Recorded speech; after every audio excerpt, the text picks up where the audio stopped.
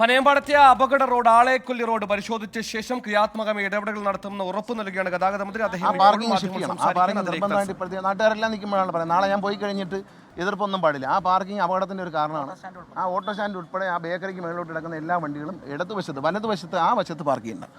നിങ്ങൾ തന്നെ നോക്കിക്കോ, ഞാൻ വെറുതെ പറയുന്നതല്ല, വെറുതെ അത് വിലയിരുത്തൽ വളരെ കറക്റ്റാണ്. അത് മാറുമ്പോൾ തന്നെ പകുതി അപകടം കുറയും.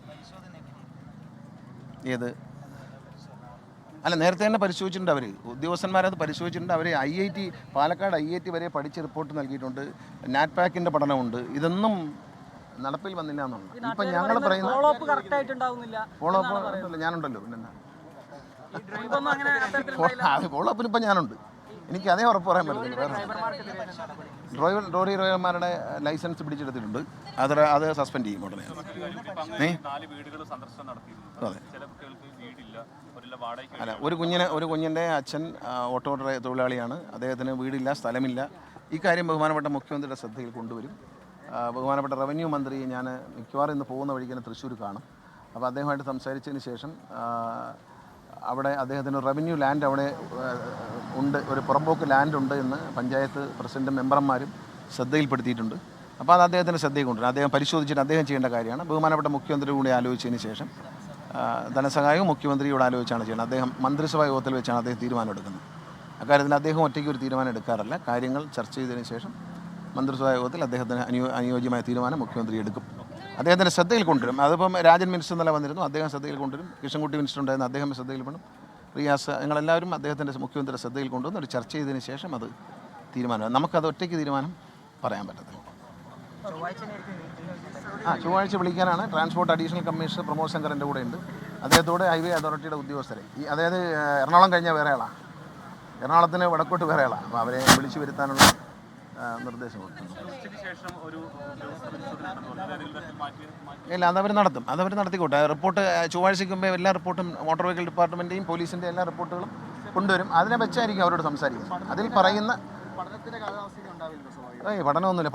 ഈ പഠനത്തിന് പോയാൽ പിന്നെ പഠിച്ചാൽ തന്നെ തീരത്തില്ല. ഒരിക്കലും പരീക്ഷ എഴുതാൻ പറ്റത്തില്ല. അതുകൊണ്ട് പഠനം കഴിഞ്ഞ് ഇനി പരീക്ഷ എഴുതാന്നുള്ളത്.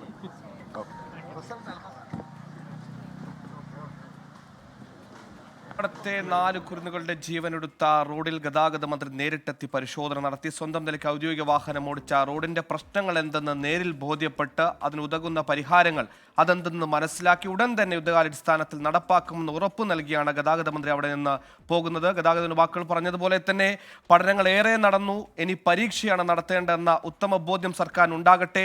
ക്രിയാത്മക നടപടികൾ ഉണ്ടാകട്ടെ. പനയമ്പാടത്തിന് ഒരു അപകടം അത് സംഭവിക്കാതിരിക്കാനുള്ള എല്ലാ ഇടപെടലുകളും സർക്കാരിൻ്റെ ഭാഗത്തുനിന്ന് ഉണ്ടാകണം.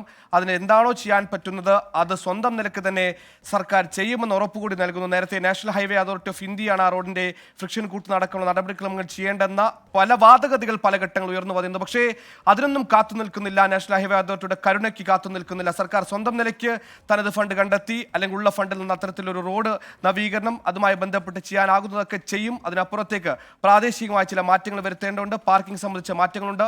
അതെല്ലാം അടക്കം വളരെ ക്രിയാത്മക ഒരു ഇടപെടൽ പനയമ്പാടത്ത് ഉണ്ടാകുമെന്ന് ഉറപ്പു നൽകിയാണ് ഗതാഗത മന്ത്രി അവിടെ നിന്ന് മടങ്ങുന്നത്. ഈ അപകടം ഇത് ആദ്യത്തെ അപകടമായിരുന്നില്ല. 4 വിദ്യാർത്ഥികൾ ജീവനെടുത്തതോടുകൂടിയാണ് ഇത്തരത്തിലൊരു അപകടം. അത് ഇത്രത്തോളം നമ്മളെ ആകുലതപ്പെടുത്തുന്നത്, സങ്കടപ്പെടുത്തുന്നതിനപ്പുറത്തേക്ക് അതിനെ ആവർത്തിക്കപ്പെടാതിരിക്കണം എന്ന ദൃഢനിശ്ചയം നമ്മളിലേക്ക് ഉണ്ടാകുന്നു. വിപിൻ സി വിജയം ചേർന്നു. വിപിൻ, ഒരു ക്രിയാത്മക ഇടപെടലുകൾ, അതായത് ഇനി പഠനങ്ങളില്ല, പരീക്ഷ ഡയറക്റ്റ് പരീക്ഷയാണെന്നാണ് മന്ത്രി പറയുന്നത്. അങ്ങനെ തന്നെയാണോ മന്ത്രി നൽകുന്ന ഉറപ്പും?